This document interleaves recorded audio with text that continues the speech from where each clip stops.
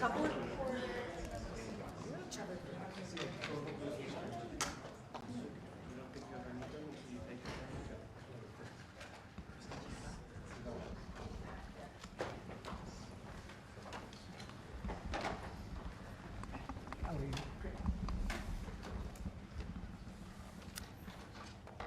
Thank you very much. We'll start by signing 3 very important bills. And Will, would you discuss them, please? Yes, sir. This is H.R. 2808. This is the Home Buyers Privacy Protection Act.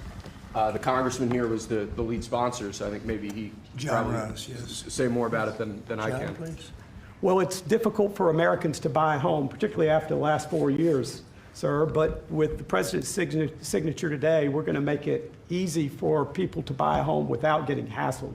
For years, their private personal information has been bought and sold in the open market, resulting in them getting innumerable phone calls and text messages. But with your signature today, we're going to put an end to that so that when Americans try to realize the American dream of owning a home, they're able to do so without being harassed. Good job. Good. It's a great honor, John.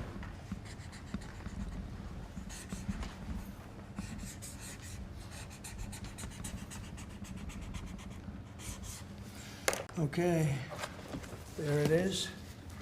And that's going to help a lot of the homeowners of our great country. John, want to hold that? Sure. Thank you, John, very much. Thank you very much. Thank you very much. Okay, Will, you go ahead. And I'd like to leave you with this gift from a constituent back in Tennessee. Oh, I could use that at night. It's an American flag. That's very nice. I like that. Thank you, Mr. President. Thank you very much. That's very nice. Next, we have a number of executive orders for your attention, sir. Okay. From 1789 until 1947, our nation won some of its greatest military victories under the direction of a Secretary of War operating within a Department of War. Today, with this executive order, you will authorize the current Secretary of Defense and the current Department of Defense to once again embrace this great lineage and once again be named the Secretary of War and the Department of War. So this is something we thought long and hard about. We've been talking about it for months, Pete and I, and Dan. Dan came into the fold. By the way, a great general. He headed up the, I wouldn't call it an attack. I'd almost call that one maybe even more than an attack. What he did with Iran, you saw the success of that operation. It was perfect. In fact, this was sent to me by the great company that makes that particular B-2 bomber. And it was flawless. It was actually flawless. They flew for 37 hours back and forth, and there wasn't a bolt that was out of condition. There wasn't an engine failure. There was no problem. It was a perfect attack, and it knocked out any possible nuclear capability for Iran, which nobody wanted to see, and we weren't going to put up with. So great job, Dan. And we've been talking about this Department of War. So we won the First World War. We won the Second World War. We won everything before that and in between. And then we decided to go woke, and we changed the name to Department of Defense. So we're going Department of War. And I'd like to ask our Secretary of War to say a few words. Pete Hegset. I think it's a much more appropriate name, especially in light of where the world is right now. We have the strongest military in the world. We have the greatest equipment in the world. We have the greatest manufacturers of equipment by far. There's nobody to even compete. And you see that with this and so many other things. The Patriots are the best. Every element of the military, we make the best by far. So, Pete, I'd like to ask you and maybe Dan Raisin Kane to say a few words, please. Mr. President, thank you. After winning a war for independence in 1789, George Washington established the War Department, and Henry Knox was his first Secretary of War. And this country won every major war after that, to include World War I and World War II. Total victory, Mr. President, as you said. Then 150 years after that, we changed the name after World War II from the Department of War to the Department of Defense in 1947. And as you pointed out, Mr. President, we haven't won a major war since, and that's not to disparage our warfighters. whether it's the Korean War, or the Vietnam War, or our generation of Iraq and Afghanistan. That's to recognize that this name change is not just about renaming, it's about restoring. Words matter. It's restoring, as you've guided us to, Mr. President, restoring the warrior ethos, restoring victory and clarity as an end state, restoring intentionality to the use of force. So at your direction, Mr. President, the War Department is going to fight decisively, not endless conflicts.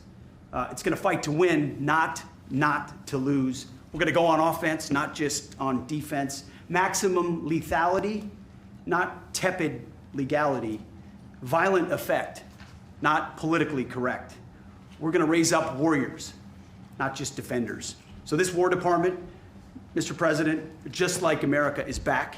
Thank you for your leadership and your clarity. We're going to set the tone for this country. America first, peace through strength, brought to you by the War Department. We're back. All right, thank you very much. Very well stated, and really it has to do with winning.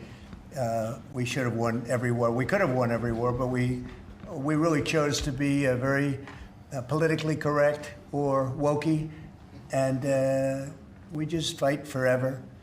And then we'd, win, lose. We wouldn't lose, really. We just fight to sort of tie. We never wanted to win. Wars that every one of them we would have won easily with just a couple of little changes or a couple of little edicts. I was told that ISIS would take 5 years to win. And Dan Kane, when I told him how long would it take, he said, I think about 4 weeks, sir. I said, what do you mean 4 weeks? I was told 5 years by the people in Washington. You know who they were? 5 years. I said, you can't do it in 4 weeks. I actually flew to Iraq to meet with him, and I met him at a big air base. And remember that famous day, right? It turned out to be a famous day for our country because you're now the head of the Joint Chiefs of Staff, which is the biggest deal. And he is because he did things that everybody said he couldn't do. So they said it was going to be 5 years, and he knocked them out in about 4 weeks total, 100%. We took over, and ISIS was gone, and pretty amazing. But we never fought to win, and now if we have to fight it all, we solved 7 wars. We have the one that I thought was going to be probably one of the easier ones, and that's with President Putin and Ukraine. And that turned out to be one that's a little bit more difficult, but the 7 are done. They were supposed to be much more difficult to solve. I solved every one of them, and we're going to get the other one done too. But it turned out to be a little bit more difficult than I thought.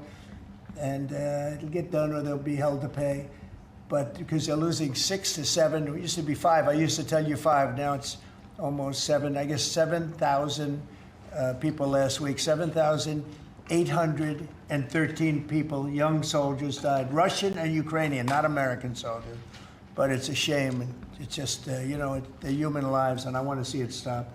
But General Kane's done a fantastic job. And again, defeated ISIS, which they said would take a long time. And it didn't take a long time at all, and did other things that people said really couldn't happen. We have the greatest equipment in the world. We have the greatest soldiers in the world. Dan, say a few words, please. Yes, sir. Thank you, Mr. President. It's a true honor for me today to represent the incredible men and women of America's joint force. Today and every day, the 2.8 million service men and women stand ready to fulfill our sacred duty to protect America at home and abroad.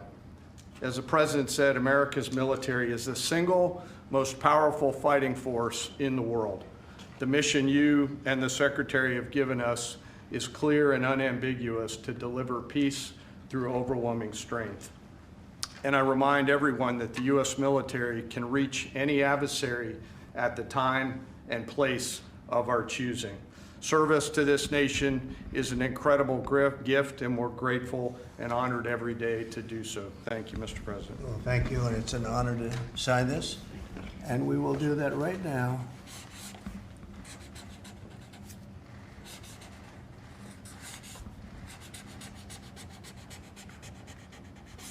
I think that's a big one, I'll be honest.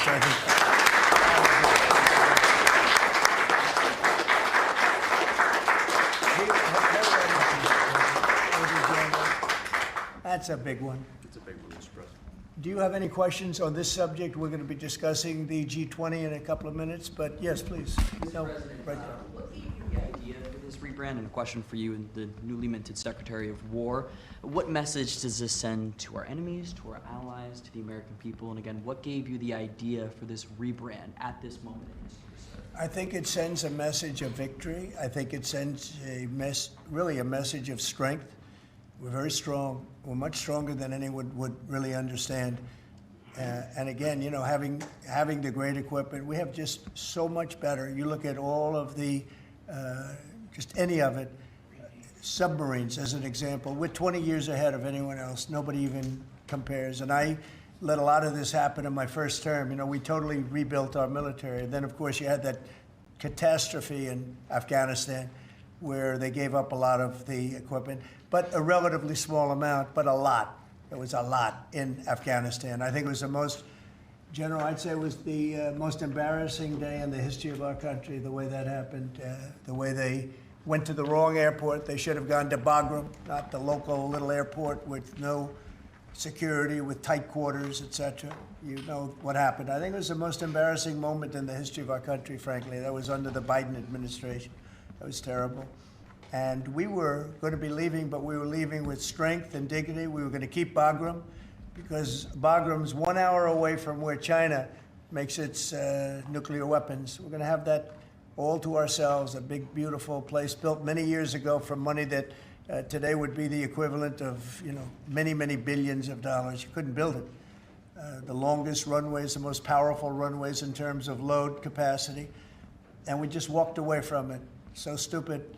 And they were fools. The people were fools. No, we have the strongest military, and I think that indicates we have the strongest military.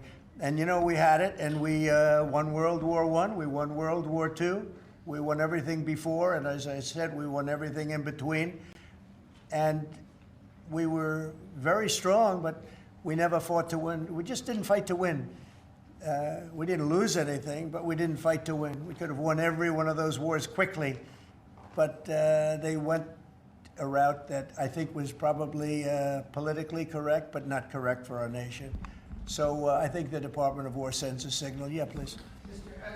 You alluded to this a little while ago, but you said that this rename is quote, a good reflection of where the world is at right now. How do you square naming it the Department of War when you've been pursuing peace in so many different parts of the world? Well, I think I've gotten peace because of the fact that we're strong. If we weren't strong, those 7 deals I told you about, the 7 wars, a majority of them wouldn't have happened. They happened for 2 reasons, trade and our strength.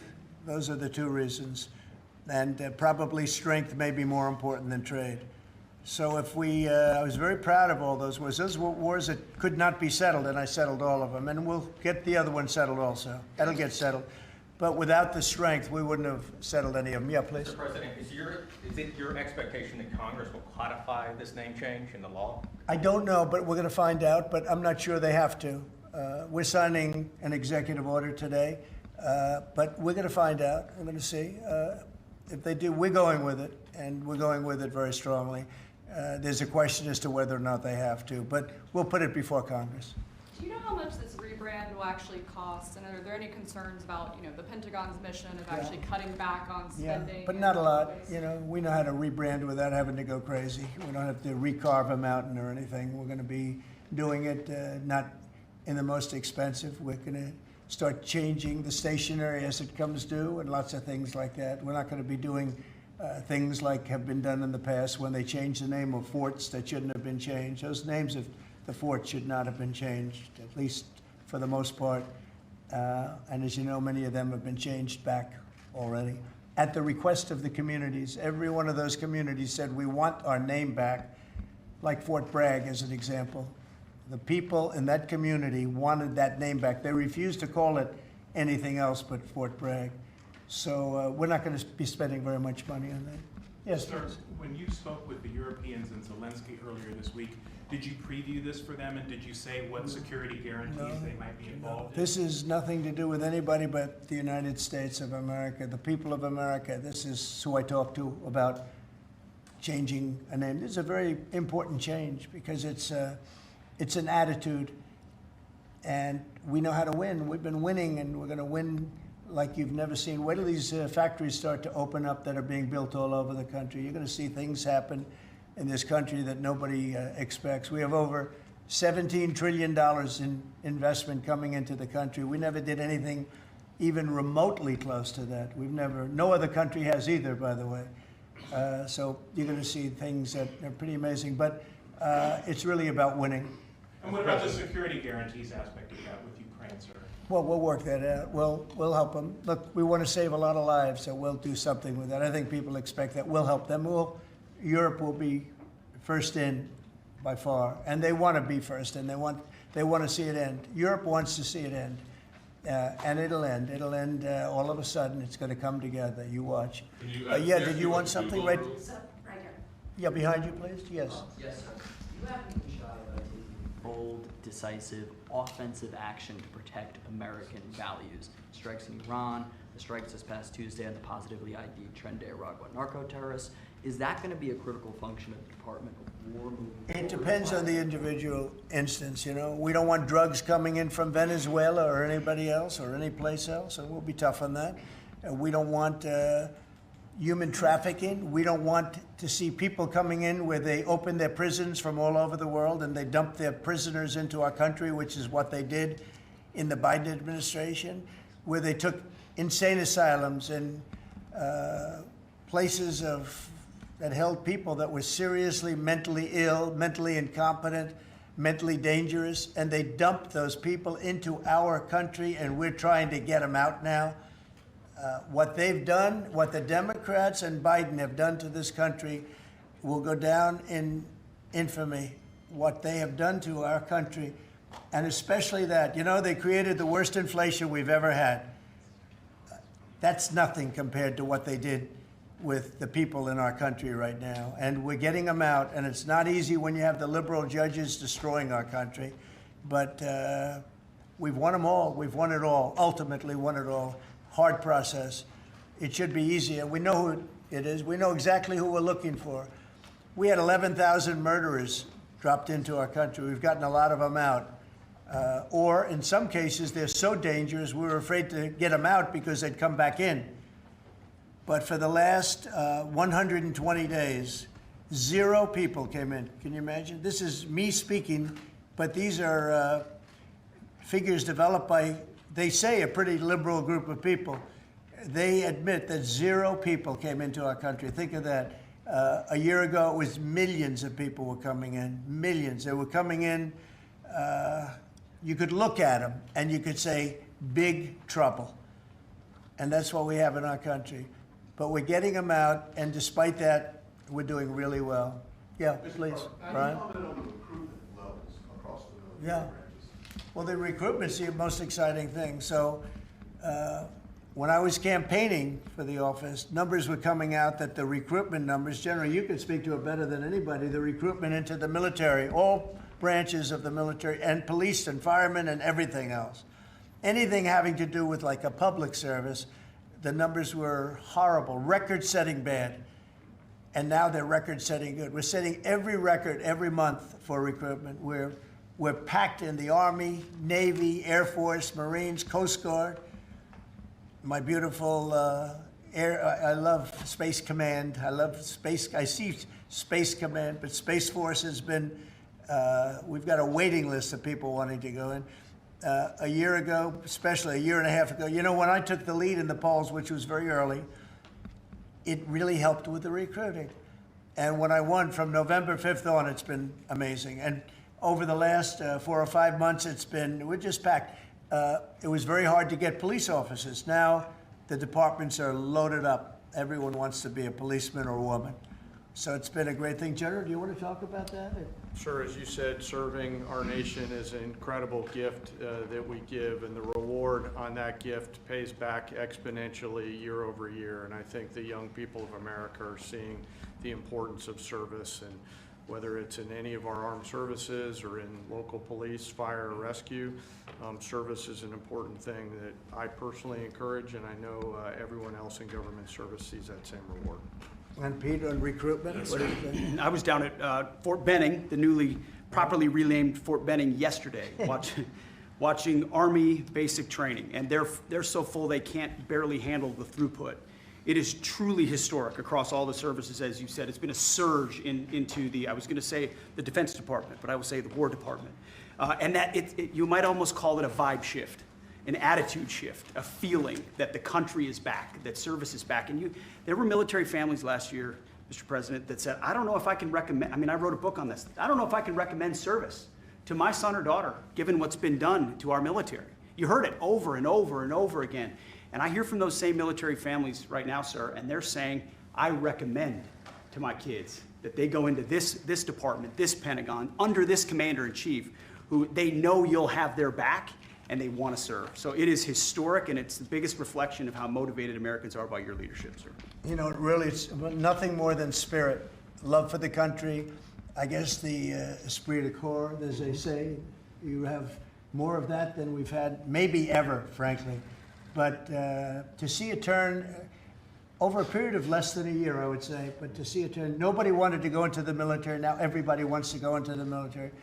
Jennifer, you wanted? Yeah, there's some new reporting on North Korea and this Navy SEAL incident in 2019. Can you say if the administration has engaged with North Korea on that incident since it happened recently? Yeah. And then can you share some I recollections? don't know anything about it, no. I'd have to, I could look, but I know nothing about it. Can you confirm that it happened? I don't know anything about it. I'm hearing it now for the first time. Okay, great. And then on the Hyundai incident in Georgia with the arrest of some workers, construction workers at the plant, have you heard any feedback from Hyundai? I just heard about that a little while before the news conference, and I would say that they were illegal aliens, and ICE was just doing its job. But I know nothing about the instance. It happened a little while ago. Okay? There has been some pushback on that, though, from South Korea already, and of course, they pledged to invest $150 billion in the U.S. when they were just here, last week. Are you concerned Well, and at they all? have the right to sell cars and things in our country. It's not like a one-sided deal. Are you concerned at all about, your immigration agenda potentially clashing with these economic goals? Well, we want to get along with other countries, and we want to have a great, stable workforce. And we had, as I understand it, a lot of illegal aliens, some not the best of people, but we had a lot of illegal aliens working there. So, look, they're doing their job. That's what they have to do. These are people that came through with Biden. They came through illegally. They came into our country, so we have to do our job. Mr. President, the now Department of War has been involved in the crime cleanup in D.C. You've tasked Congress with proposing and passing a crime bill. What are some things that you would really like to see codified in that crime bill? Well, I think one of the things is the cashless bail. It's killing it. When that came out, originally when that came out the first time, that's when you saw the real big crime start to happen. Cashless bail, what a disaster that is. You murder somebody, you don't have to put up bail, and you go out in the street and you murder somebody else. That's what's happened. It happens so often.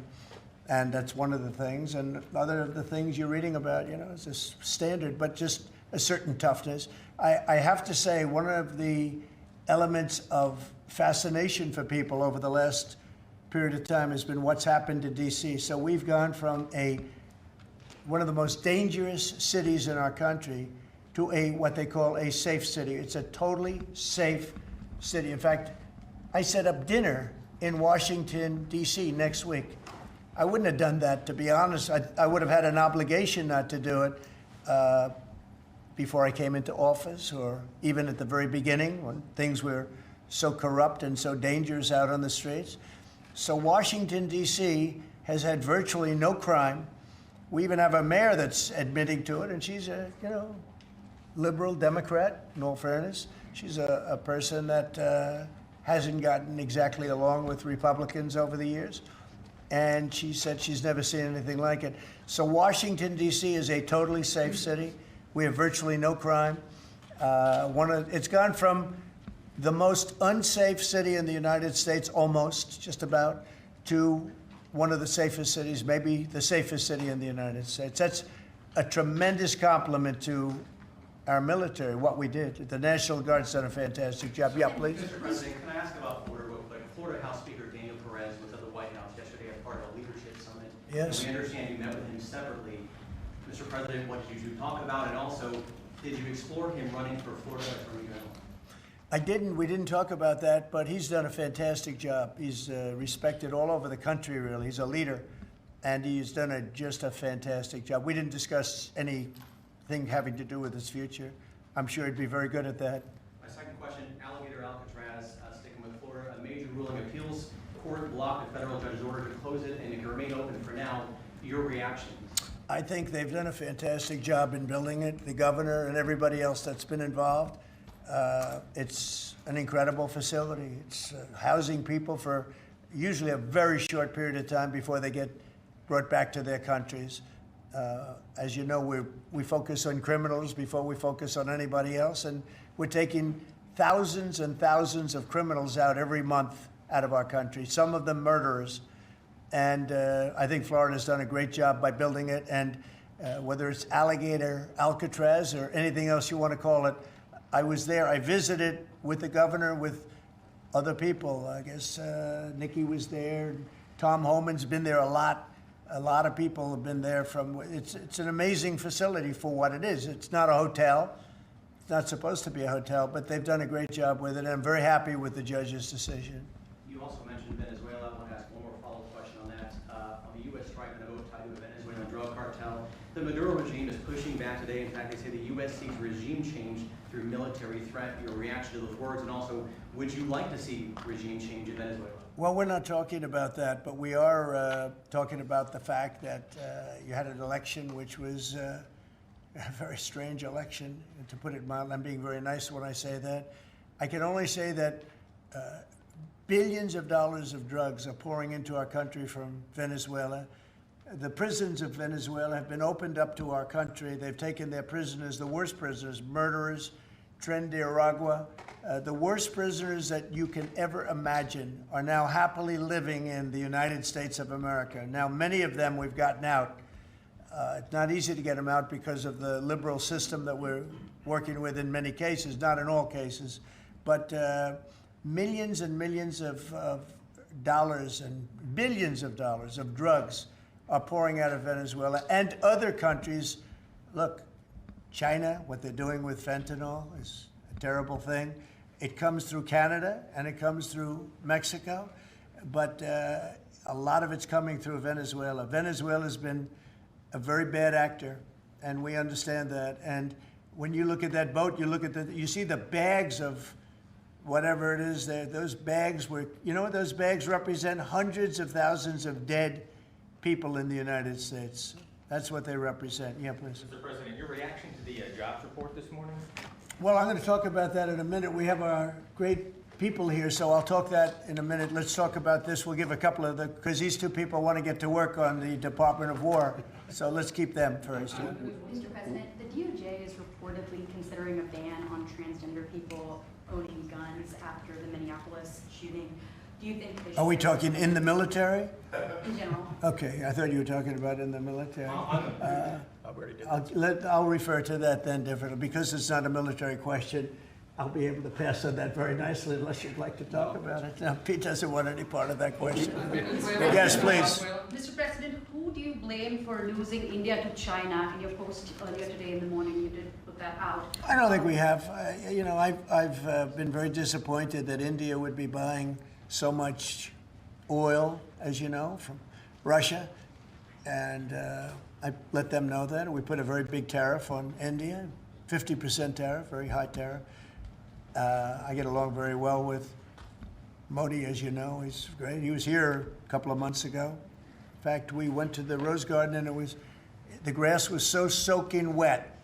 It was such a terrible place to have a news conference. I said, well, let's use a beautiful white stone emblematic of the White House, okay? And it's been very well received. But we had a news conference on the grass. That was my last news conference I had on the grass because everybody sunk in. You probably sunk in. Every reporter out there, they ruined their shoes. We made that change. It's been a really well-received change. Yeah, please, go ahead. On Venezuela, you've sent F-35s down to Puerto Rico. You've sent naval vessels into the Caribbean. You're concerned about drugs being illegally sent into the United States. How do you describe this buildup, this situation? Well, I just think it's strong. We're strong on drugs. We don't want drugs killing our people. I believe we lost 300,000. You know, they always say 95, 100,000. I believe they've been saying that for 20 years. I believe we lost 300,000 people last year. I know families that lost their son. Those families will never be the same. I know a family lost a daughter, a beautiful daughter. In fact, it was like she took something that she thought was like a minor deal, and it turned out to be riddled out with fentanyl, the size of the head of a pin, and you're dead. And no, we're stopping the drugs. We're going to save a lot of people. Look, whether it's 100,000, but it's not. It's 350,000 people died last year from drugs.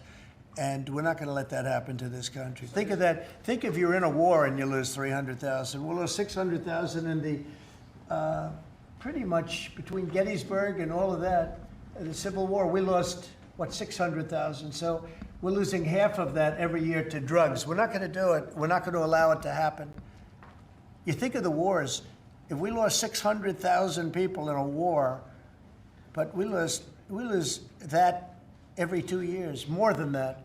So it's 300 to 350,000 people. And when I see boats coming in, like loaded up the other day with all sorts of drugs, probably fentanyl mostly, but all sorts of drugs, and we're going to take them out. And if people want to have fun going on the high seas or the low seas, they're going to be in trouble. I will tell you, boat traffic is substantially down in the area that happened. And they called it the runway. It's a runway to the United States. And boat traffic is very substantially down on the runway. You can imagine why.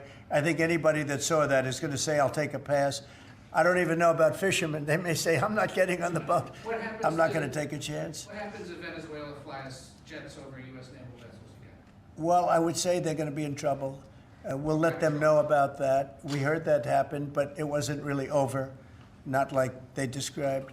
But I would say, General, if they do that, you have a choice of doing anything you want, okay?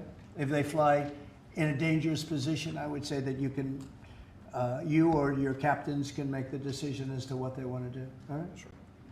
Sir, How close did they get, we have Mr. one more. President? You said they didn't go over. Say it? How close did they get? You said the planes did not Well, I go don't want to over. talk about that, but if they do put us in a dangerous position, they'll be shut down. Thank you very much, everybody. So we're going to now cover the G20, and I'm going to let these people go back to the Department of War and figure out how to maintain peace. Okay? Thank you very much. Thank you very much. Congratulations, General. Thank you very much. Appreciate it. Great job. Sir, just before G20, we do have one more EO Okay. for you today. And I should also say that the Department of War EO that you signed was actually your 200th EO since you came back into office on January 20th. That's more than Joe Biden did in his entire term in office, more than Obama did in either of his 2 terms in office. So it's a momentous accomplishment, and congratulations. That's sir. good, but Biden never signed one. No, yeah, They you've were done signed every by one the- up in here. They've been before. signed by the auto pen, right, didn't he? So we really beat him by much more than you think. The 201st executive order, sir, this relates to hostages and wrongfully detained Americans. This provides a new legal mechanism to declare foreign countries to be countries that engage in those sorts of practices and gives your administration powerful tools to get American hostages out. This has been a Right. focus of your administration Yeah. this time around. Adam Bowler's here, and he's done incredible work already. This will give him even more. I think it's great, and more Adam's tools. amazing. So Adam, do you want to describe how many hostages we've gotten out together, you and I, and you and a couple of other people that we know, and Yes. me and a couple of other people that you don't know, but we've gotten a lot of hostages. Do you want to describe it? Mr. please? President, you brought back 72 hostages since your term. If we compare that to President Biden, he has gotten 20 taken. So he is negative 20 taken. 20 taken. They don't take our people so yeah. often. So, Mr. President, That's great. when we spoke, you said that that was a primary focus, and I'll tell you the job is easy because of you. And we paid nothing, too. We pay nothing. We They don't pay $6 exchange. billion. They always Yeah. paid $6 billion for Yeah. 5 people. $6 billion. It was just a number I kept hearing. Not only that, $6 billion plus we'd get like one person, and they'd get 6. They got one, the Prince of Doom, they call him. He was the #1 arms merchant anywhere in the world ever. And they got him out. And on top of that, we paid money. So, no, we don't do that. You know, once you pay money, And then a lot of people start disappearing. They start grabbing reporters too. They think the reporter is going to get a lot of money, and to me, they would. You'll be well taken care of. I better stress that, because otherwise we have headlines. He said this or he said that. No, I'm not smiling about it, but they would. They'd be grabbing reporters. They'd be grabbing everybody, and especially when you pay the kind of money that Biden and Obama, they used to pay money that was crazy. We don't pay, and if you don't pay, they find it to be not a lucrative business anymore.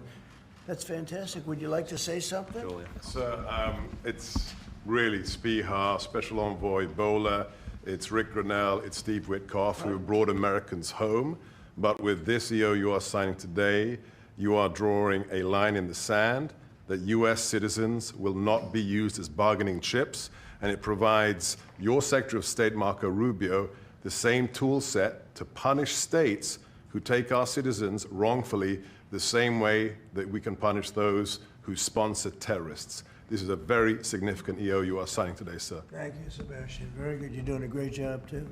And this is your Director for Hostage Affairs at the NSC. Yes, and I hear. So Julia was seminal as well to all of this. I heard you're doing unbelievable. Would you like to say something?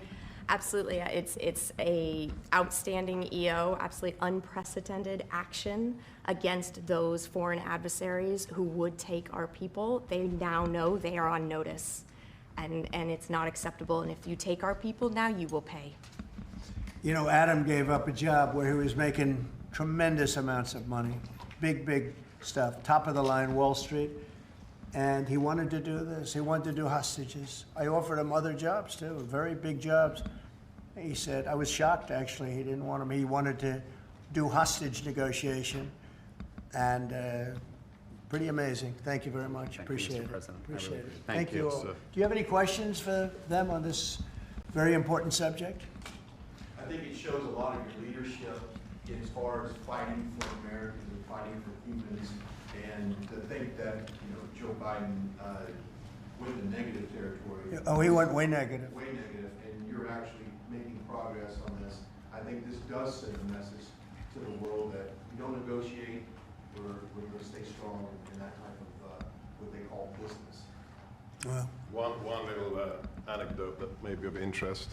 We were told by numerous families who had missing loved ones during the Biden administration that this building, Biden's National Security Council, told those families not to talk about their missing loved ones, to be quiet, not to create any pressure on Biden and on Jake Sullivan, the key propagator of the Russia hoax. This administration has met with those families on a weekly basis. Right. People like Adam, yourself, sir, your envoys are doing everything to get every single American home. Not to tell them not to talk about their loved ones, but bring them home. well, I can tell you one story that was amazing. A few weeks ago, very little written about it, but there should have been, but it was a very nice gesture. The head of Belarus, who's a very respected man, strong person, strong leader, he released 16 hostages. John Cole, a lawyer who works for me, great lawyer actually, one of the greatest lawyers. But John Cole was over there, and he heard that they had hostages. And you know about this. 16 people he released. And I just want to thank the head of Belarus. But while John was over there, they had, I believe, another 1,400 hostages. Now, not from us, from places all over the world. And just pretty tough place, in all fairness. But they had 1,400. And I believe they're going to be releasing a lot of those 1,400. They're not, I think very few, if any. We got pretty much ours back. And we didn't pay anything, but I very much gave my respects to the leader of the country. Was again, he's a very strong man, but he's got 1,400 or 1,500 or a large number, and we're talking about releasing them. Some are political, I guess a lot of them are political, and looks like they're going to be released at some point in the pretty near future. So it's a great thing. They have to respect your country. If they respect you and they respect your country, they release it. If they don't, then you have to pay $6 billion. I mean, $6 billion. Can you imagine that, paying $6 billion Kind of related, but not really. But could you comment on Tina Peters, who's been locked up behind bars from Colorado within the election? I think you put out a truth a couple days ago about it. We have a wonderful woman who was an election official, and she saw cheating in Colorado, and she viewed it as horrible, and she said, "What's going on here?" And she went to the machine, and she tried to open to find out whether or not it was cheating, and they went to her, and they said, "Did you touch this machine?" "Yes." And they arrested her. They arrested her instead of the people that did the cheating. It's a state charge, so it's hard to do anything with, but we're gonna do something. What they did in Colorado, look, Colorado just went to all mail-in voting. That means they cheat. That's why they lost, that's one of the reasons, but that's a big reason why they just lost the whole Space Command situation that is going to Alabama. But when you have mail-in voting, you have nothing but cheating. But this woman is a real patriot, and they put her in jail for a long time. She's 72 years old, 73 years old, and she wanted to find out. She didn't do anything. She touched the machine. She looked at the machine. She's trying to find out what was going on. And they went and arrested her for doing that. And it was supposed to be the other way around. I'm glad you brought that up. They should let her go. Let her out. Thank you. Yeah, please. This isn't really a subject that gets talked a lot about, Mr. President, but what about your team's strategy has made them so effective at getting a record amount of these hostages? Many of whom have been forgotten about home. I think they respect us. I think they respect us. They know we're not going to pay. Adam is a great negotiator. Steve Witkoff is a great negotiator. Seb is a great negotiator. They're all smart people. They're a little bit natural negotiators. Some people aren't good negotiators. Nothing you can do about it. And they're afraid of you, sir. Yeah, well, maybe. I don't know. I hope so, or whatever. We have the best I'd like to say respect, but whatever it takes. Yeah. I actually say whatever it takes. But we've gotten a lot of people out, and we'll continue. We don't have too many in. How many are you working on right now? There's not a lot left. A handful. Yeah, we got most of our people out. We got them mostly back. Mr. President, do you have an update on the negotiations to release the rest of the hostages in Gaza? We're in very deep negotiation with Hamas. We said, let them all out right now, let them all out, and much better things will happen for them. But if you don't let them all out, it's going to be a tough situation. It's going to be nasty. That's my opinion. Israel's choice, but that's my opinion. They got to let them out. You got 20, plus you have about 38 dead people. Young, beautiful, dead people. And I'll tell you, the parents want them every bit as much, almost more, than as if their son or daughter were alive. But you have many dead people that are coming out as part of the deal. It's 20 people, but I think of the 20, there could be some that have recently died, is what I'm hearing. I hope that's wrong. But you have over 30 bodies in this negotiation. Can you believe? I mean, we negotiate for people that are living here. We know that at least 30 people are dead, and we're negotiating to get them out. The parents want them back so badly, as if they were alive. Every bit as much. It's really pretty amazing. It's very sad. I'm in the middle of it. And I put out the other day, I said, we want all 20. We don't want two. I was the one with myself and my people, Steve Witkoff, and Jared Kushner was great on this. But they got a lot of people out. We got almost all of them out. They're down to 20. But Adam, we got like a tremendous number out. But I always said, when you get down to the final 10 or 20, you're not going to get them out unless you're going to do a lot. And doing a lot means capitulation. That's no good either. It's a very tough situation. But I put out the other day, let them all out. Every single one. No more twos and ones. We'll give you one this week, and in 2 months we'll give you two more. And there's negotiation going on right now. Okay. And real quick, what is the biggest challenge negotiating with Hamas right now? 10 to 20, what do they want to let them free? Well, they're asking for some things that are fine. Look, you have to understand, you have to remember October 7th. People forget October 7th. It's not an easy thing to forget, right? but people forget, or they maybe purposely forget October 7th. So, you know, you have to put that into the equation very strongly. It's amazing. Some people even deny it. They deny it. They're crazy. But I've seen tape that's as violent as anything that you can imagine. Many of you have seen those same tapes. So you have to put that into the equation too. So it's not an easy situation. It's a tough one. But there are 20 people, maybe a little less, but there are 20 people that we want out. We want the bodies of these parents. They are, I've never seen anything like it. The level of love that they have, they want their children back. And, you know, I see demonstrations, big demonstrations in Israel about the hostages, not about the war, about the hostages, which puts Israel in a tough position because, you know, it's tough to prosecute a war when you have people they want the 20 people back. They just want them back very badly and everything that goes with it. So it's very sad. Thank you very much. We're going to talk now about the G20. I figured we could wrap 2 or 3 up. The last time I took a day off, everybody said bad things happened to me. You know that, Seb? I took 1 day off. I didn't take it off. I was working. In fact, I was here. But I didn't do a news conference, and they said bad things happened to the president. That's why that's fake news, Mr. President. It's fake news. You know, if you look, Biden, he had a press conference. He missed it for about a year, right? About a year.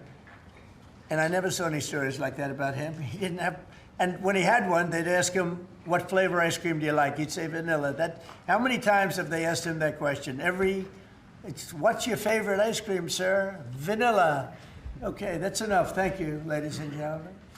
They don't have to go through this, but we all have a good time.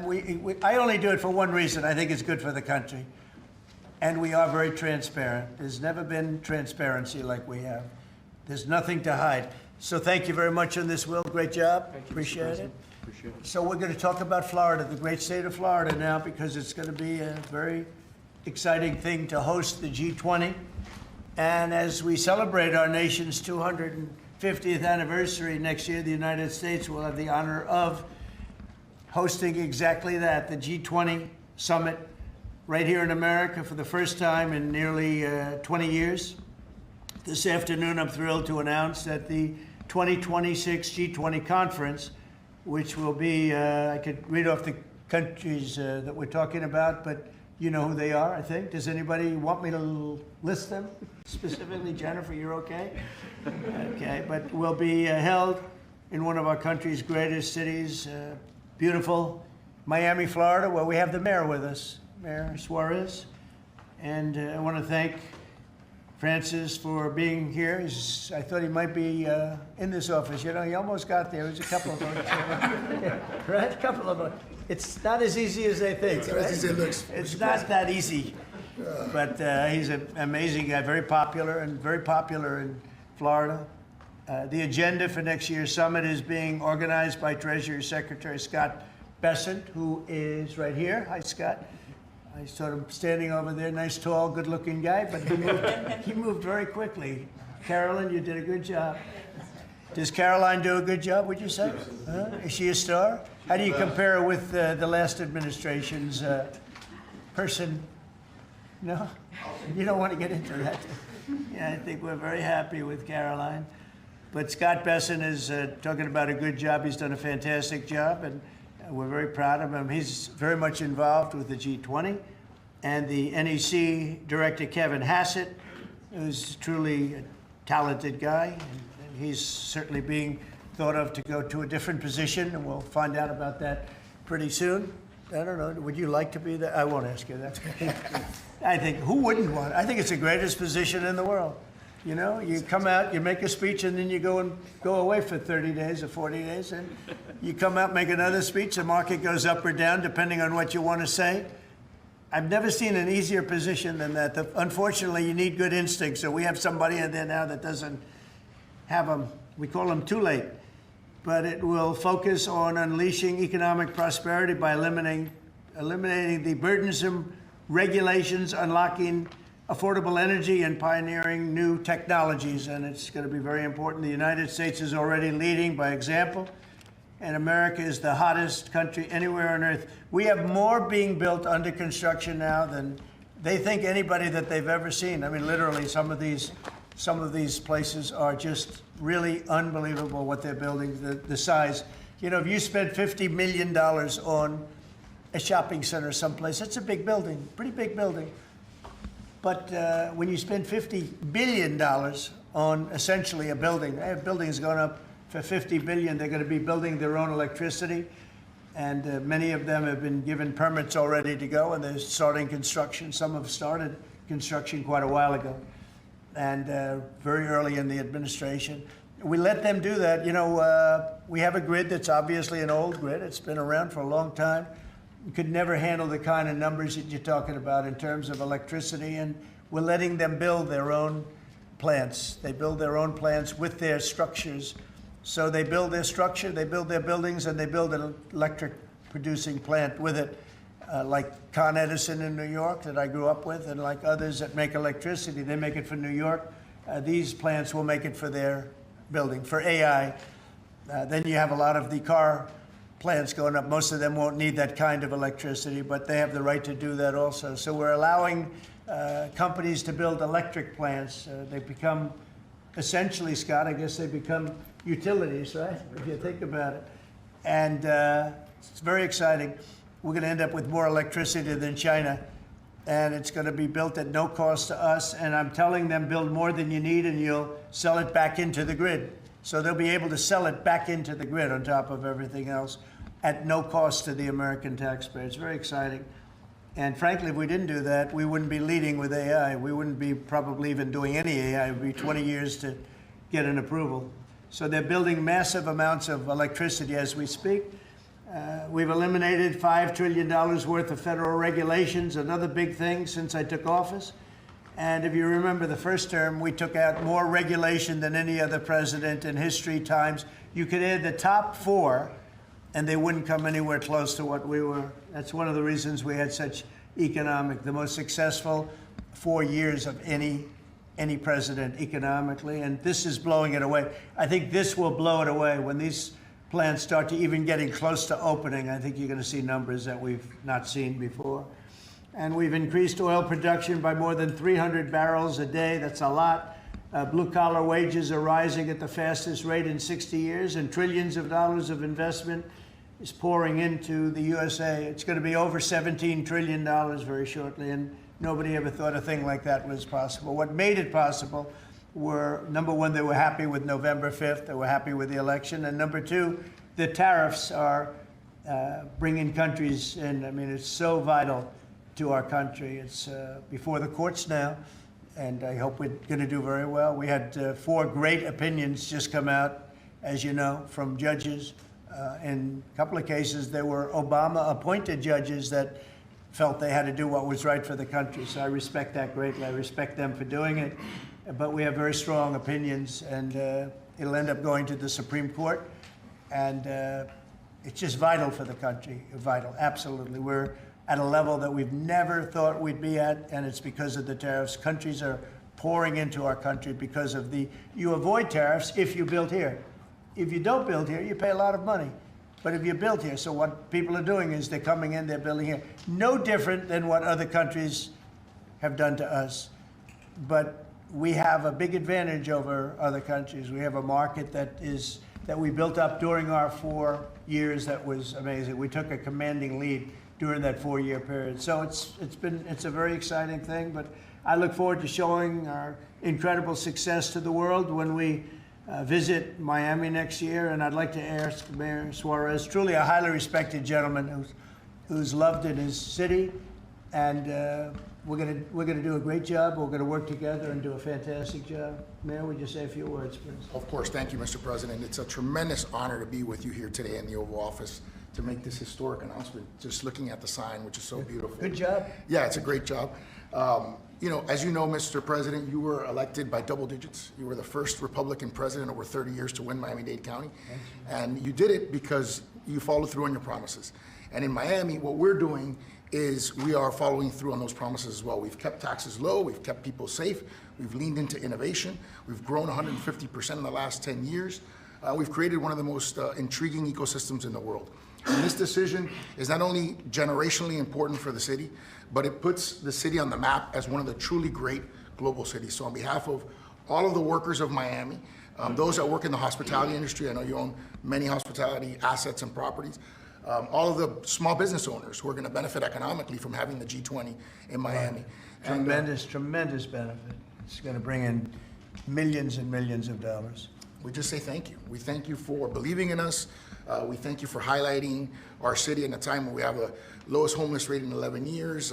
We're on the precipice of having the lowest homicide rate in history, and with the lowest taxes. So we're following your America First agenda, and we're creating success in, Miami's the greatest city in the world, we believe. Thank you, Mayor. We'll see be you down highlighting there. it. We'll see you down there before then, but we'll see you down there. Scott, would you like to say a few words? Yes, sir. So we're excited to have the G20, and what's important about the G20, President Trump's America First initiative does not mean America alone. It means America leads. So we will be holding the G20 in the capital of the world, Miami, next year to showcase the beginning of President Trump's second term. Will be a year and a half into it. We will have done peace deals, tax deals, trade deals. We've made the U.S. the best place to come, start a business, have tax certainty, energy certainty, and regulatory certainty. And it's going to be an exciting event. And the U.S., just as the President was saying earlier about the Defense Department of War, the U.S. is back on the international stage as a leader. We have whittled down the G20 back to basics. We are making it work for the American people better than ever. We have the G20 had become basically the G100 this past year. So it will be a concentrated group in Miami seeing the best America has to offer with American leadership, thanks to President Trump. Thank you very much. Great job, and a great job you're doing. Kevin, would you like to say? Be viewed as one of the most important meetings in global history, because what's going to happen is the golden age is going to be documented so well in the data by next summer that you're going to have one of the best speeches written for you that you've ever seen, because we're just going to be talking about the accomplishments of the next year. I think so. A lot of these plants are going to be open by then. Yeah, exactly. And a lot of jobs are coming in, like I think we've never seen before. It's going to be great. Monica, would you like to say something? Thank you, Mr. President. We're so looking forward to having the United States of America host the G20 in Miami in December of next year. And we're also looking forward to having this as a showcase of American strength, vision, innovation, and power under your bold leadership, Mr. President. It is going to be the G20 in the Trumpian golden age. Okay, thank you very much. Any questions on the G20? Could I just? G20. You just said a moment ago that you were very complimentary of Kevin's work, and I was just wondering if he's your man for the Fed. Of Kevin? Yes. Yeah, I am very complimentary. I think he's fantastic. And for the Fed, he's your man. I didn't say that. I said he's fantastic, but no. I sort of know who I'm going to pick, but no, I didn't say anybody in particular. But Kevin is certainly one of the three. They say four, but probably three. That he's a highly respected person. He's great. He's great. He believes in low interest rates, and we all do. But sometimes you have to raise them to stop inflation. We had the worst inflation, I guess, essentially that we've ever had in the Biden administration, and it really hurt people. Costs are way down. Our energy costs are way down. And when energy comes down, everything comes down. And we brought down the price of groceries and specifically the price of eggs. You remember that first week when you were screaming about eggs? I said, I know nothing about them. I just got here. That's Biden's problem. But we got the cost of eggs down to really low numbers. So we brought costs down for people. And, it's something I said. And the Democrats have this false narrative. They say, oh, costs went up. They just say things that it's just like incredible. If you look at energy, I think you're going to be at $2 a gallon with cars very shortly. $2. It was $4, $5 under the Democrats. It's like a massive tax cut. And speaking of tax cuts, we gave you the largest tax cut in history in the bill that we just approved. The largest tax cut in history. And there'll be no tax on tips, no tax on Social Security, no tax on overtime. One of the big things you get is you buy a car and you borrow money to buy the car, you're allowed to deduct your interest, which, Scott, has never happened before. You know, rich people like to talk about deductions. Middle income, they never gave them deductions. I got them one of the best deductions, an interest deduction. So it's great. Jennifer, please. Yeah, a couple questions on the G20, sir. Is there any update on your plans to attend this year's G20? And then are you saying for next year? I won't be going this year. It's in South Africa. I won't be going. JD will be going, great vice president, and he looks forward to it. But no, I won't be going to that. And then on the guest for 2026, are you saying it'll just be exclusively the 19 countries, the 2 blocks? There won't be any? No, we're going to invite other countries as observers. They call them observers, but they'll have something to say. But we're going to invite Poland. Already I've issued them an invitation. They're great. They were just here, as you know. Great leader, great new leader. One of the big surprises, I was so happy I endorsed him actually, and he won. And he's going to be a great leader of Poland. But I've invited Poland already. What about Russia? What about Russia? Oh, that's interesting. I haven't thought of that. You haven't? No, I haven't thought of that. That's an interesting question. I'm going to think about that for a little while. India and Brazil? Mr. President, you just mentioned that the tax cut bill. Why the rebrand from One Big Beautiful Bill? Oh, I just save words. I said the bill. It's one big. I actually call it the great. I actually call it the great big beautiful bill. But it's a lot of words. Is that how you want Republicans to kind of talk about it when they on the campaign trail? You know, I just want them to say what's in it. It's an incredible bill for the middle class, for the working person. You know, we are a party of the working. It used to be the opposite. The Democrats were for the working people, and the Republicans were supposedly for the rich. The Republican Party's taken in millions of people, and the Democrats have lost millions of people. They've gone crazy. Honestly, I think they're crazy. What's happened to them, I don't know. They suffer major Trump derangement syndrome, and it's turned out to be actually a disease, but it's a disease of weak people and stupid people, because all we do is we cut taxes, we create great policy. Their policy is so terrible. They refuse to acknowledge, as an example, I see today, it's a big debate again, the women, they don't want men playing in their sports. They don't want it. The Democrats want men to play in women's sports. I saw the great governor, we have Governor Youngkin, talking about it today, that the woman who's running against our Republican candidate, who's excellent, is like so much into the, you know, men being able to use women's bathrooms. Okay, what's that all about? Men playing in women's sports, wants open borders. Again, once they want, actually, after what we've gone through with millions, I think 25 million people came in from prisons, from mental institutions, drug dealers, drug addicts. They're pouring into, they poured in, now we have none coming in. The border's been sealed for a long time, actually almost since I got into office. Remember when the Democrats said we need legislation? I didn't have any legislation. I said close the borders.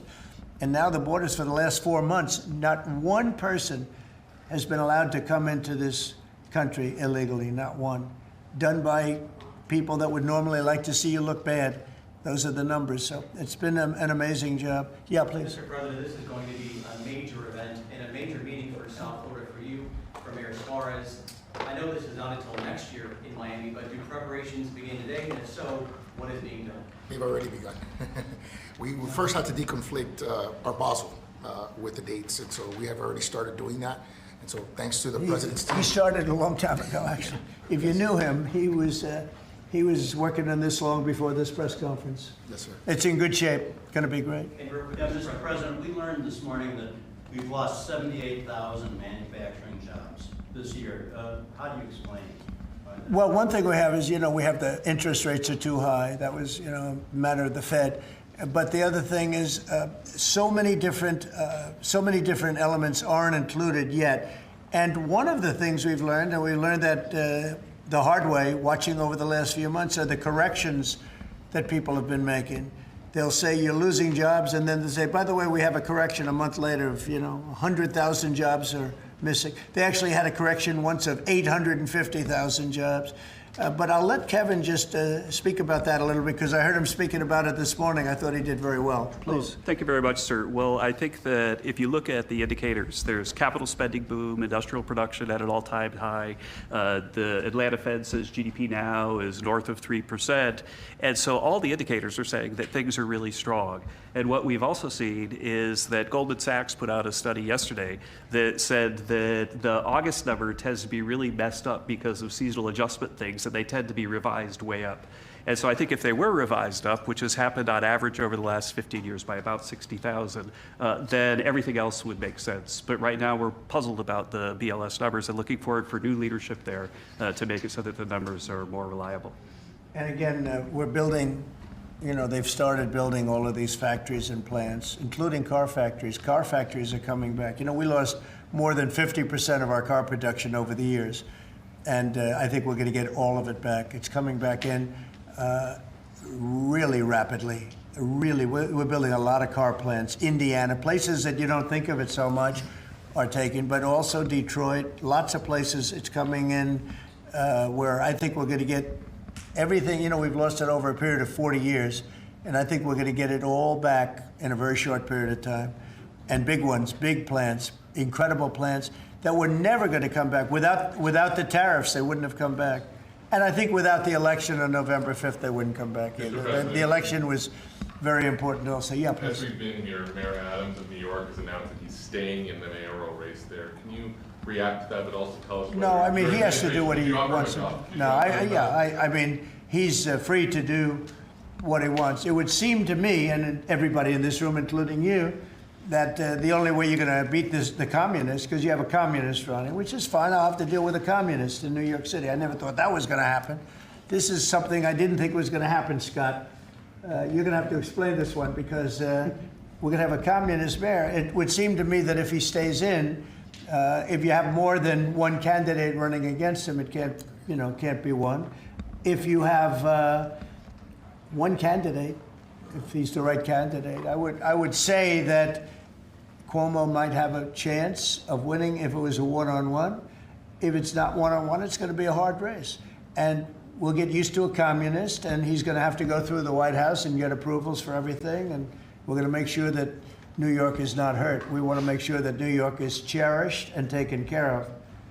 And so I didn't know he was running or not running. But you didn't offer him an ambassador? No, I didn't do that. No, I wouldn't do that. It's nothing wrong with doing it, but I didn't do that. We asked for the G20. We understand that it'll be held at Doral. Yes, it's going to be a Doral, yeah. You considered that with the G7 last time you decided against it. Why go forward with it now? Well, I think that everybody wants it there because it's right next to the airport. It's the best location. It's beautiful everything. They actually requested that it be there because the location is the best. And we will not make any money on it. We're doing a deal where it's not going to be money. There's no money in it. I just want it to go well. And it's going to be each country will have its own building. I think it'll be really a beautiful thing. And Doral's been very, very successful. One of the most successful properties in the country. And frankly, it's the problem is in December, that's the biggest month in Florida. So using it for you can't get a room in Florida in December, January, et cetera, that area. And that's the time we're talking about. So from that standpoint, it's not good, but we want to make sure it's good. I think Doral would be the best location. And again, they'll have their own buildings. It'll be incredible for them. And being like 10 minutes, less than 10 minutes from the airport, and it's a big airport, international, all of the planes will be able to land, go right into their quarters. So I think it'll work out very well. Earlier on your Fed answer, sir, you said that you're looking at maybe 3 candidates or 4. 3 candidates. Should we interpret that you like Secretary Hegset in his current role? Well, I like him too, but I had him as a 4th. I had 4. You were talking about 4. Now I'm talking about 3. He told me I'm not leaving. So he wants to be doing, and if he was leaving, he would certainly be one of the people I'd want. But I asked him specifically. I could ask him right now, would you rather stay where you are as treasurer, or would you rather go to the... Sir, I'm the only person on the planet who does not want the job. Okay. He really told me, he said, I love what I'm doing. I wouldn't want to really take him because he is doing a great job. Are the top 3 still then Mr. Walsh and Mr. Waller? I am looking at Kevin also, and I'm looking at Yeah, I would say you could say those are the top three. Good job. That's very good. Just to clarify, so you're saying you believe Andrew Cuomo would be the best one-on-one candidate against Trump? Well, I think if I'm only going by the polls. It's not an endorsement or anything. It just seems that he's second. And what you do to win is you take the guy who's second and you hopefully add one and two. But maybe if the one isn't getting out, then he's not getting out. And that's okay. I think the mayor's a very nice person. I helped him. He was got caught up in a scam by the Biden administration, what they did. So I helped him out a little bit. But I would understand why he doesn't do it. I do think this. I think if you have more than one candidate, we've got ourselves a communist mayor in New York. And I don't like communist mayors. I don't like them. Yeah. You passed the One Big Beautiful Bill, sir. 5 months, you have all these slew of events next year. World Cup, G20, all America 250. Given this, what's your economic outlook for the year 2026? How much growth do you think is reasonable for us to expect economically next year? Well, I heard, and we were on a very downward path with Biden, and I heard that the most we could do is 1% GDP, and now I'm hearing 3.2% and 3.5% and all. And our big year won't be really next year. I think it'll be the year after, because when these plants start opening up, it takes a period of time to build them. We're going to have tremendous job growth. It's unprecedented. We have unprecedented in history. There's never been anything like it, because we're going to have more than $17 trillion invested. There's never been anything like that.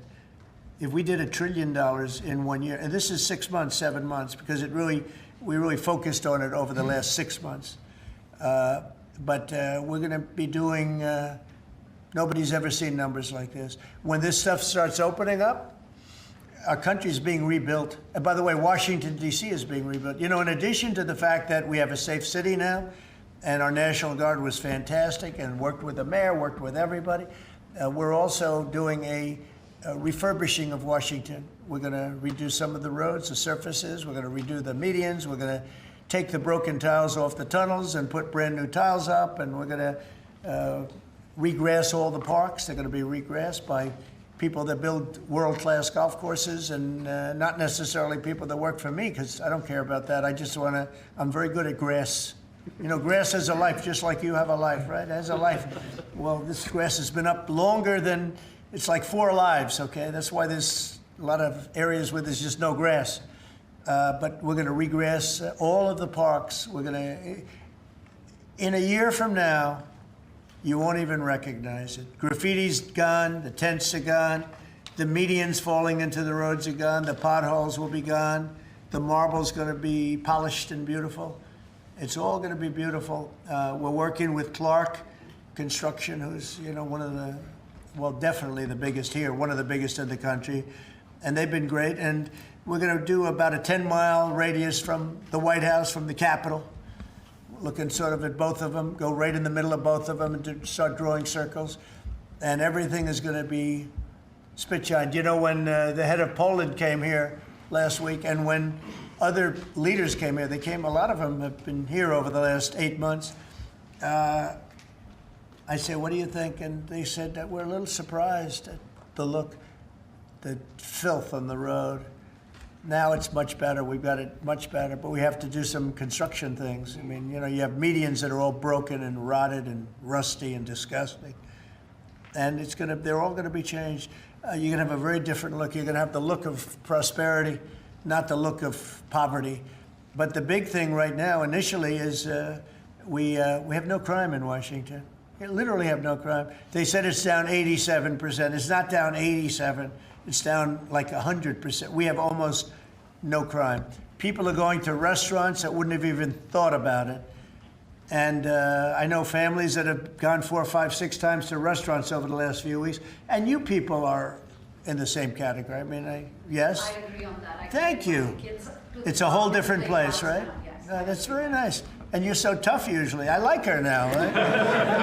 No, because she was truthful. Is that a correct statement, Brian? Yes, sir, it is. I heard you were actually mugged. You're a big, strong guy. I can't do anything when he hasn't gone. No, you can't. You say, thank you very much, right? Can I follow up on the beautification of D.C.? Yeah. An amazing job of pride. Yeah. Just out front of the White House, is a blue tent that originally was put there to be an anti-nuclear tent for nuclear arms. It's kind of morphed into more of an anti-American at some times, anti-Trump at many times. Where is this blue tent? Right in front of the White House on the North Lawn on the other side of the Black Gate in Lafayette. I haven't known this. All of us in here walk right by it every day. It is an eyesore. Oh, I didn't know that. Well, let me explain a little bit further. Take it down. Take it down today, right now. Nobody told me that. So you're saying there's a blue tent? It's been there for 30 plus years. It was originally a peace tent, but it's kind of morphed into something. Yeah, morphed into radical left. Okay. Well, but I've heard. Is it in the Ellipse? Where is it? No, it's in the Lafayette Park. It's actually Lafayette Park. Take it down. Okay. Okay. What's interesting about it is that other people tell me it's a public health hazard because people sleep in there, they eat, there's rats, but also it could be a national security risk because people can hide things in there, they can put weapons in there. We're going to look into it right now. Yes, We have removed over 50 tent sites, not 50 tents, hundreds and hundreds, maybe 1,000. I think it's over 1,000 tents, but 50 sites. So I'm a little surprised to hear that, but we're going to look into it right now. Lafayette. On the National Guard, Yes. the DC mayor has, of course, gotten on board with your cleanup of DC, but the DC Attorney General has said that he plans to, that he's suing you for your federalization of the police. What's your response? Can you imagine, we have an attorney general who's not related at all to the mayor, by the way. You know, it's a totally separate department. We've got so many separate departments. You have the district attorney has nothing to do with the mayor. The whole thing is crazy. But how about this? We just set a record on low crime in Washington, D.C., and we have a man suing us to let us go back to high crime. We're going to have to be here for a little while to make this really work long term after we're gone. And so we're going to meet that head on, and I suspect we'll be very successful. And I can always declare a national emergency because this was a national emergency. But right now we have the safest city. We have now one of the safe cities in the country. We had almost the worst. I mean, a city that was as bad as some of the horror shows that you've heard about for years. And we're going to fix some of those horror shows too. Okay? President, the Google ruling today that you posted on Truth Social about the Europeans fining Google. Can you address So that? Google What is a specific great company. are you Yeah, looking at? Google is a great company, American company. Apple is a great American company, and so many others. And the European Union, I don't know why they do it, but they have been finding them numbers that have been astronomical. More so before I got here. But Apple paid $17 billion a fine in the last year. Apple, $17 billion on a case that a lot of people think they weren't guilty of. And no, I'm going to be speaking to the European Union about it's not fair. Google just got fined $3.5 billion, and they've already paid $13 billion. They're up to $16.5 billion. And people say there was nothing wrong with what they did. It's almost a source of income to run Europe. It's become a source of income, and many other companies too, mostly tech companies, but we can't let that happen. What are you seeking from the Europeans and by when? No, I can just say you can't do that. I mean, you know, they respect us now. They didn't respect us a year ago. European Union respects us. Look, they're paying us $950 billion, right? They got to respect us. They were very disrespectful of our country. I have great respect for Ursula. I've gotten to know her very well. And I just don't think it's fair that they're taxing, and really it's almost become like a tax. It's become so regular. And I've gone to lawyers and I've asked them, what do you think? They said, they didn't do anything wrong. We can't do that. It's not fair. And it's interesting. I don't hear that about China, and I don't hear that about other places. I hear it about the European Union. We were talking about it last night. I think we had a gathering. That was the highest IQ group of people I think any room has ever had last night, you know? It was about as high as you can have. All the tech geniuses were there. They love their computers. They would tell me more about chips that I want to know. Did this come up last night? Yeah, it did. It did come up. A couple of companies said that they were taxed by the European Union. It's interesting. They weren't complaining about, in that regard, China. They weren't complaining about other places. It's the European Union, and they have. Apple was again forced to pay $17 billion last year. So I think we're going to change that around. It's just not fair. We don't want that to happen to our companies. And you know, if somebody does that, we should be doing it to them. They've got to pay, let them pay us. But you just can't do that to our companies. Yes. Was Elon Musk invited to the dinner last night? I wanted to go back to the G20 real quick in Miami. You know South Florida very well. Many cities were being considered for the G20. Was this a hard decision, or did Miami just stand out to you?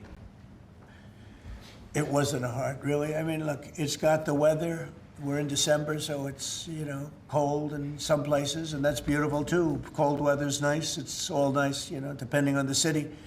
But no, Miami really wanted it. The mayor really wanted it. The people down there really wanted it. You might just address that for a second, Mr. Mayor. Yeah, as I said, I mean, a conference of this kind does two things. Number one is it puts us on the global map with the great global cities, and I think that's something that we've been trying to achieve for a generation. And I think number two, it's a tremendous boom for your economy. I mean, as the president knows, he has, you know, multiple hospitality assets, and the working people of Miami, the small business owners, are going to benefit tremendously from the economic impact of a conference like this in our city. So it's an image thing, but it's also benefiting working people in our community. Do you think Xi and Putin will attend the G20 there? That's an interesting question. I'd love them to if they want to. I mean, they can, you know, as observers. They'd be observers, so I'm not sure they want to be an observer. But Sir, if they want to, we can certainly talk. Can I ask you another Florida question? The vaccine mandates that were rolled back for school children. What do you think about that? Well, I think we have to be very careful. Look, you have some vaccines that are so amazing. The polio vaccine, I happen to think, is amazing. A lot of people think that COVID is amazing. You know, there are many people that believe strongly in that. But you have some vaccines that are so incredible. And I think you have to be very careful when you say that some people don't have to be vaccinated. It's a very, you know, it's a very tough position. So I'd give you an answer. I'll give you a feeling. But just initially, I heard about it yesterday, and it's a tough stance. Look, you have vaccines that work. They just pure and simple work. They're not controversial at all. And I think those vaccines should be used. Otherwise, some people are going to catch it, and they endanger other people. And when you don't have controversy at all, I think people should take it. Okay. One more follow-up on your comments on the taxes. On the upcoming tax bill, are you discussing, do you want that new tax bill to eliminate inflation from calculating capital? When you say the upcoming tax bill, because when you have an upcoming, we just passed the biggest tax cut in the history of our country. So there's nothing upcoming. There's something that we just passed. So we passed the biggest tax cut in the history of our country for the middle class, for the worker. And that's the only bill that we're really talking about. We did a good job. It's very comprehensive. And I will say the Democrats, if you gave them every point that they wanted, every point that they've dreamt of all their lives, you wouldn't get one Democrat vote. They really are. They've become deranged, sick. It's crazy. If you gave them a list of the top 10 things that the Democrats wanted and you put them in a bill to get passed, you wouldn't get one vote.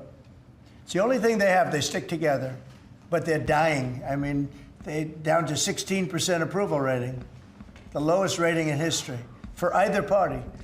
And we have the highest rating we've ever had. The Republicans have the highest rating we've ever had. On the National Guard, have you decided which city that you want to go into next? Yeah, I have. I have. I'm not going to say it now, but yeah, I have. We're going to go into another place and straighten it out. And I will say this: I watched today. I didn't know that was continuing to go on, but Portland is unbelievable. What's going on in Portland? The destruction of the city. Are you going into Portland? Well, I'm going to look at it now because I didn't know that was still going on. This has been going on for years. Have you decided on your So we'll be able to stop that very easily. We'll be able to stop it. But you know, that was not on my list, Portland. But when I watched television last night, this has been going on. You wouldn't be standing if you were the mayor. You would be. Can you imagine what they're doing? They're walking in, throwing smoke bombs into stores. These are paid terrorists. Okay. These are paid agitators. These are professional. I watched that last night. I'm very good at this stuff. These are paid agitators. They get paid money by radical left groups, not radical right groups, radical left groups.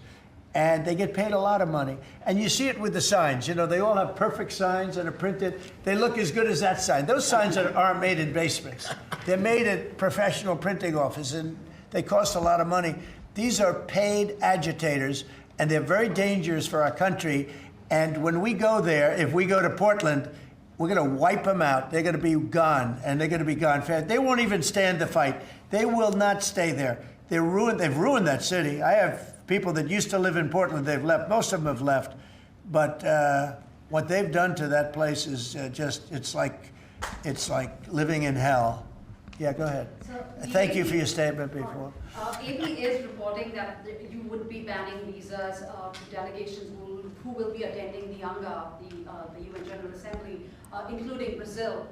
Your reaction on that, sir? That who's banning them?